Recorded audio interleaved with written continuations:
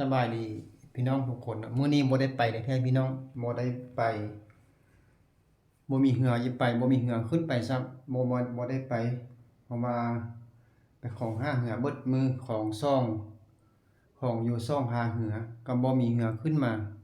บ่มีเหือบ้านที่ว่าจะไปขึ้นมาก็เลยมาเซาบ้านพักนอนคืนหนึ่ง150,000ถึงอยู่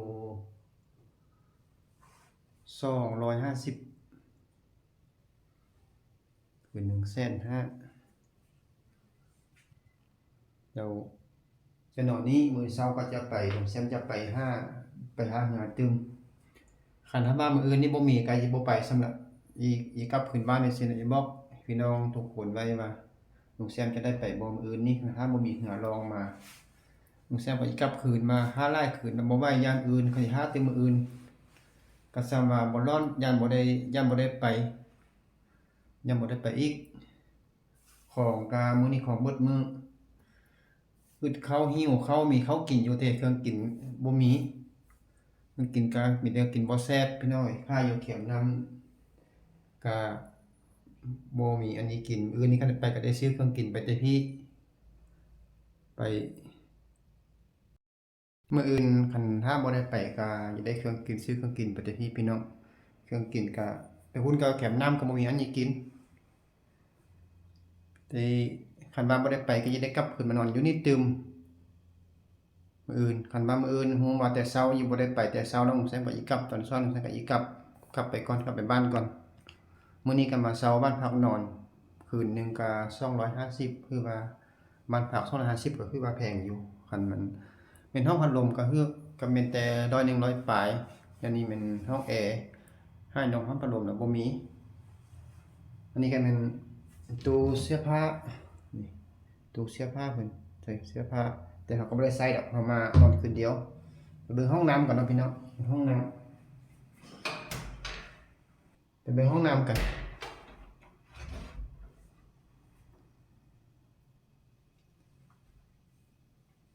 นี่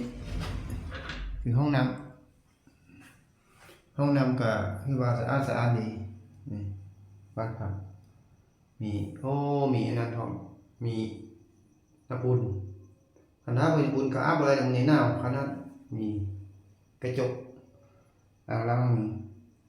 มีครบที่ว่าสะอาดดีอยู่โอเคอยู่อันนี้ก็เป็นบ่อนนอน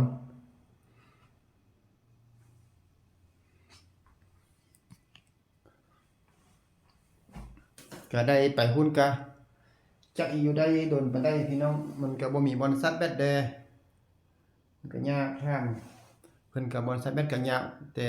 ซัดโซลาร์เซลล์ซื่อมืดมืดก็ได้แต่โทรศัพท์ซื่อๆ Power Bank ก็ซัดบ่ได้เพิ่นว่าห้ามเบิ่งละเอียดหมดแล้วแล้วบ่ได้ก็มีแต่ซัดโทรศัพท์ซื่อมืดมือค่อยได้ Power Bank นี้ก็เป็นคืนเป็นมื้อเป็นคืนค่อยได้แล้วก็เห็นได้ก็ค่อยเบิ่งกันต่อไปเนาะพี่น้องเนาะ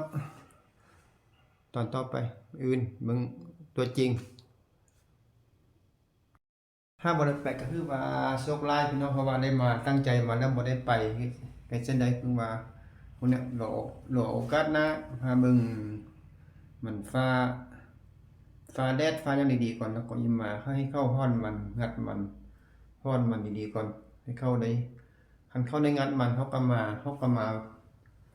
ทุกมื้อเขาว่าเนี่ยแต่นี้เขาบ่ได้งัดมันฮ้อนมันเพราะว่าเขาฝนตกเขาเสียบมันอยู่แล้วก็อีเป็นเวลาคันว่า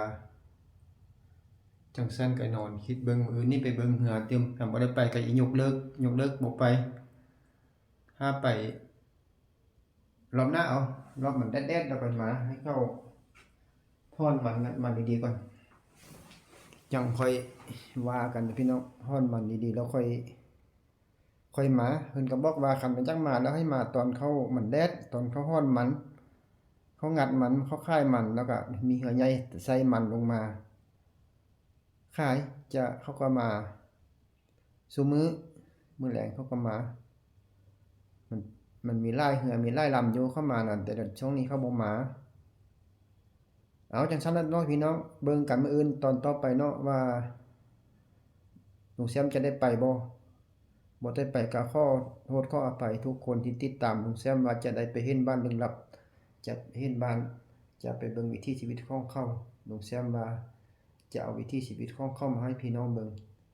คันบ่เห็นก็ขอโทษขออภัยพี่น้องทุกคนนะมันจำเป็นมันไปบ่ได้มัน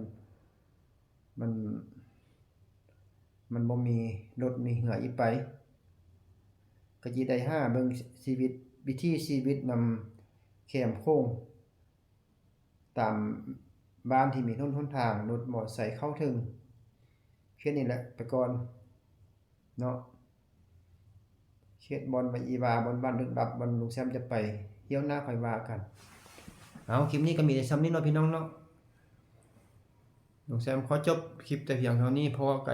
กันคลิปใหม่มื้ออื่นพอกันว่าเป็นได้ก็อย่างอื่นก็ฮู้ว่าสิไปหรือบ่ไปก็ฮู้กัน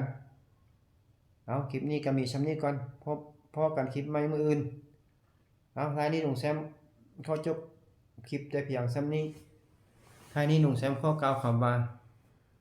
สบายดี